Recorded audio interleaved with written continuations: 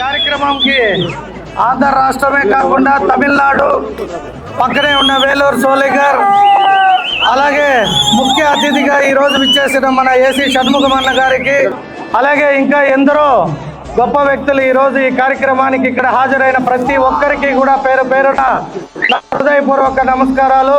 ఇటువంటి గొప్ప వ్యక్తులకి ఈరోజు ఇక్కడ మేము విగ్రహావిష్కరణ చేశామంటే మేము కూడా ఎంతో అదృష్టవంతులము.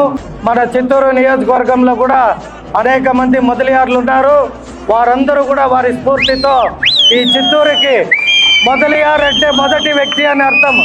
సో మొదలియార్ అనే వ్యక్తి ఏ పని చేసినా ఆ ఊరు బాగుంటుంది, ఆ గ్రామం బాగుంటుంది, ఆ నియోజకవర్గం బాగుంటుంది.